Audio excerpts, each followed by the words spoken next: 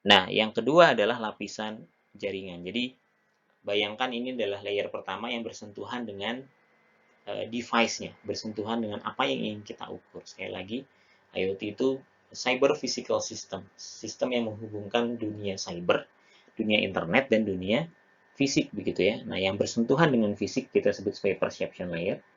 Maka bagaimana kemudian ketika sensor tadi sudah menangkap data, maka data itu perlu dikonekkan ke internet kan ya, dihubungkan ke internet. Nah, eh, maka data yang dikonekkan ke internet tadi masuk sebagai atau masuk ke dalam layer di atasnya yaitu network layer. Nah, jadi network layer itu sering juga disebutkan infrastruktur layer karena dia sebagai jalannya begitu ya. Kalau tadi sensor itu yang nangkep ya ini jalannya.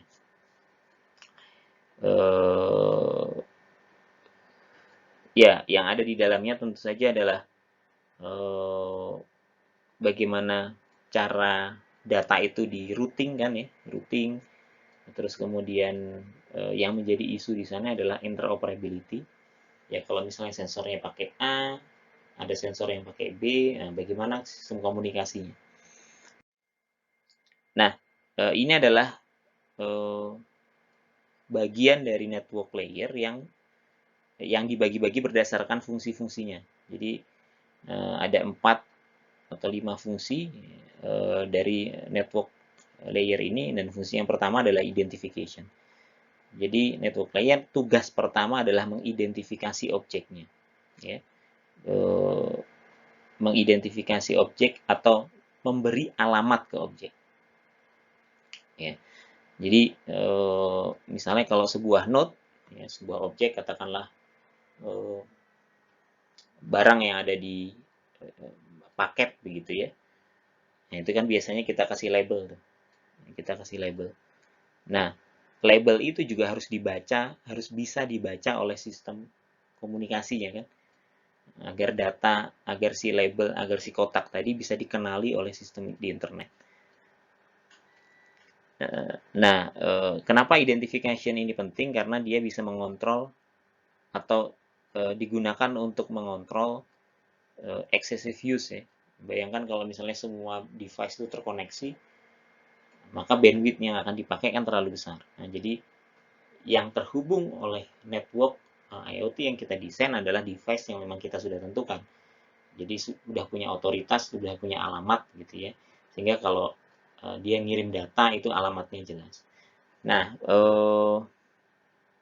beberapa apa namanya aturan begitu ya, aturan penamaan. Nah, itu ada beberapa yang dipakai. Yang pertama bisa jadi Uniform Resource Identifier, Electronic Product Code, dan seterusnya. Nah, contoh kalau misalnya rekan-rekan pernah membaca di sebuah label tag barang itu seperti ini ya, itu adalah salah satu sistem penamaan atau sistem identifikasi dari ya sistem komunikasi ya, sehingga alamat ini bisa dibaca, oh ternyata punya identitas tertentu. Nah, selain identifikasi di produknya, identifikasi juga meliputi barang-barang atau kita sebut sebagai addressing teknik ya, teknik memberi alamat. Nah, yang kita kenal tentu saja adalah IP versi 4 dan IP versi 6. Nah, setiap barang yang terkoneksi dengan internet itu punya alamat IP kan ya. Itu seperti kalau rumah itu kita punya alamat rumah begitu ya, tapi setiap barang yang terkoneksi dengan internet itu juga punya alamat IP-nya begitu ya. Kalau teman-teman belajar organisasi komputer itu ada MAC address. Nah, MAC address itu seperti yang di atas ya, identifikasi dari device-nya. Ada yang kita sebut sebagai virtual address yaitu alamat IP. Maka kalau alamat IP-nya sekian itu mengarah ke website sekian atau ke device tertentu gitu.